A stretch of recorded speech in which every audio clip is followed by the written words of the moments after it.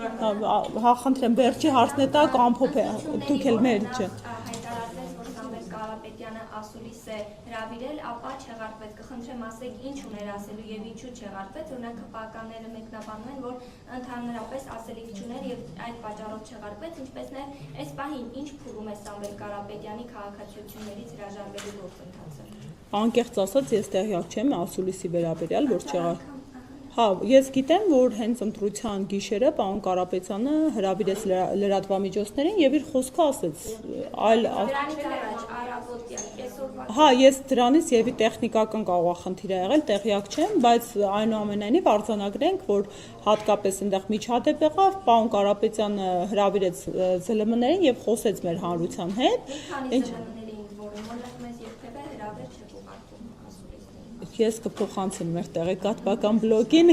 կներեք, այդ իմ իրավասության տիրույթում չի, բայց անպայման կփոխանցեմ, բայց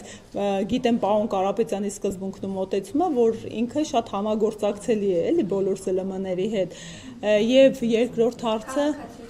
հա, քաղաքացիությունների հրաժարումը process-ի մեջ է, ինչպես հայտարարել է ինքը։ Հա, բայց ինչ փուլի է հասել, որտեղ Այդ պարոն Վարդևանյան, չէ, տեսեք, հարգելիս, այն հանգամանքը, որ պարոն Կարապետյանը անազատության պայմաններում է գտնվում, այդ քաղաքացիների հրաժարման process-ը ավելի երկարատև է դարձում։ Բացի այդ, երկու տարբեր պետությունների իրավական ընթացակարգեր են։ Թե որ փուլի են հասել, ավելի մանրամասն պարոն Վարդևանյանն է տիրապետում, կխնդրեմ իրեն ուղղել այդ հարցը։